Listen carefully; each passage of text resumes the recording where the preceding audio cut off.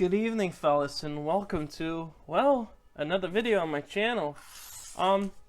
It's been a long time, and I want to say sorry for that since the last video, but there are reasons, and mostly university and life that have come before being able to spend some time making videos. So I took some time off.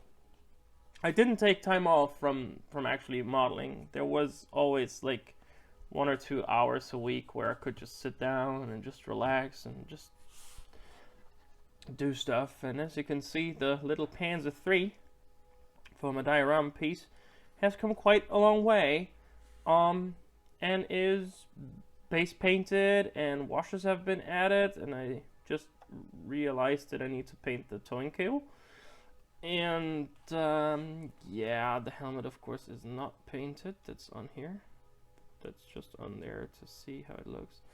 And yeah, decal, gloss coated, then I put on a brownish wash to simulate dirt that is all over it.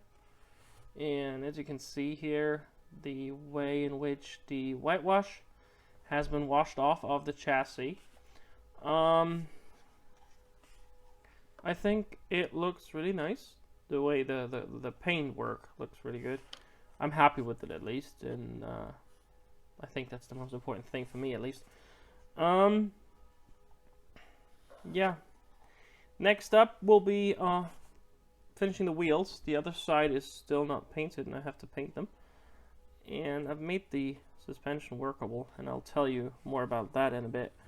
And then of course the wheels will get weathered to fit them into there, and then I'll take them off, and then I'll start putting mud on the lower chassis.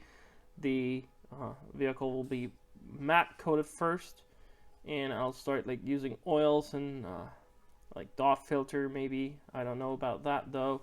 And chipping and those kinds of things will need to be done, of course. And once that's done, yeah, we'll see where this will take me. And as you can see, I've got a couple of metal tracks lined in front of the tank, which are actually these. The Easy Metalings Panzer III 4 variants Winterketten. I got them for my birthday. Once again, thank you to the guys that got those to me. You know who you are. And I'm actually looking forward to using them. They were so easy to assemble.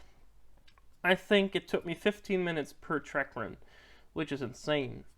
Because normally it takes you like 15 minutes just to lay out and clean a track links on Prowls. But those were so easy to assemble and so quick to do. Beautiful stuff.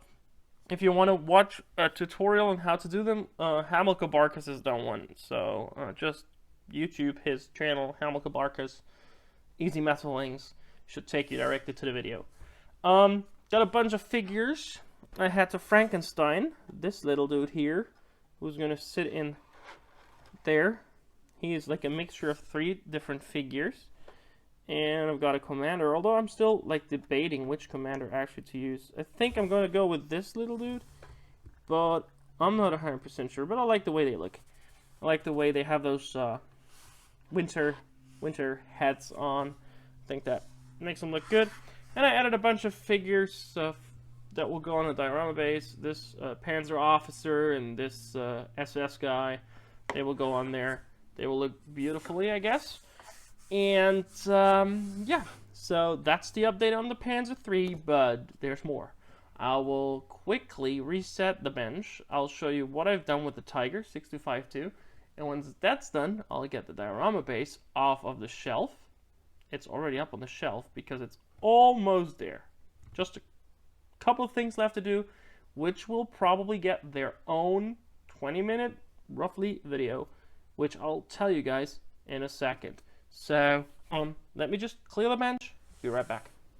Well, as I said, here we are with the second piece that will go on the diorama base, the Tiger 625-2. As you can see, it's all built up. It took me all but 2 days to put this together.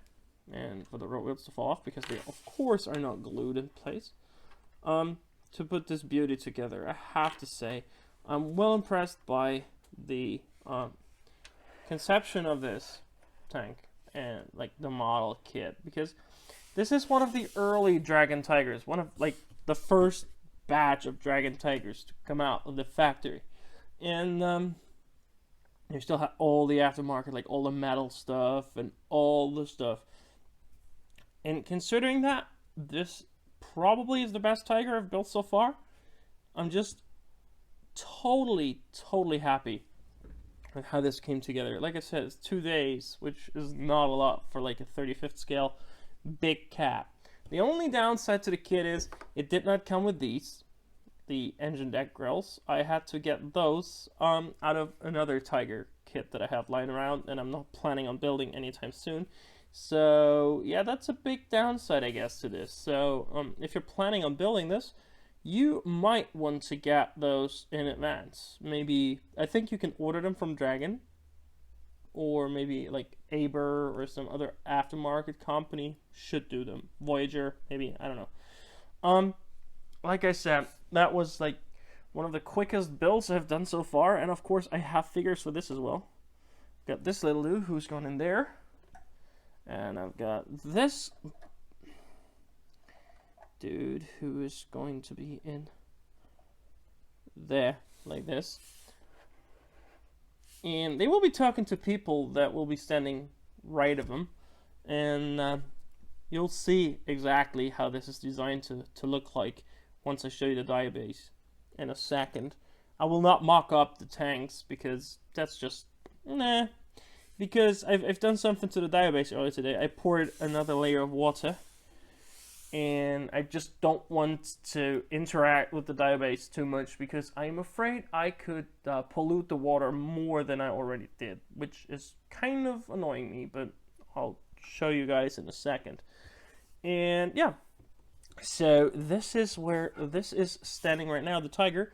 Next up, of course, priming, and of course maybe putting in the grenades for the smoke mine launchers. That will be a good idea. And other than that, disassemble the wheels. The suspension is fully workable. Let me move this to the side and show you. Like, yeah, everything's falling off. That's why I did the why I changed the suspension on the Panzer IV, because that way I will be able to just perfectly fit them to the ground of the dio piece. And as you can see, it even has a little bucket, because people hate it when people put buckets on Tigers. So yeah, I've got a bucket on my Tiger. Deal with it. Anyways, let me move this out of the way, get the diabase, and I'll be right back in just a second. Alright guys, here is the diabase, and I told you a lot has happened to it since you last saw it. There's water, with way too many air bubbles, as you can see, which is kind of annoying, because one layer it works out perfectly, no air bubbles, no imperfections. The next layer it just does this again. So as there will be, I think, at least 2 or 3 more layers, I couldn't care less if there are air bubbles right now, but the final layer I want to be perfect, right? We have the 1, 2, 3 trees, and we have some groundwork done. Let me move the camera around this corner and turn it around just a tiny bit so you can take a closer look at the ground cover before I show you guys actually what I used to make it. I actually used a couple of materials, but the basis for all this is a product from Reality and Scale called Ground Base Dark Brown. And I have to say, I am well impressed both by the pricing of this product. Not only Reality and Scale ground cover is really expensive, but this, first off, comes in a big bottle, and second, it has actually quite a lot in it, so I was quite impressed with this. Of course, I added some other stuff like dried seed, birch seed, and twigs and sticks, and some like smallish brushes and yeah, bushes, not brushes. right? And all kinds of stuff. And as you can see, this area is still bleak. It's only like painted to create like a base. And I will be applying mud, a muddy road down this, well, in the front here. It's going to be a muddy road. And I will be doing a video on how to build the muddy road and blend it in with the forest ground over here. So this is in the future. The mud still isn't here, which I will be using. When it's here, I'll do the video. I'll talk to you guys about it. And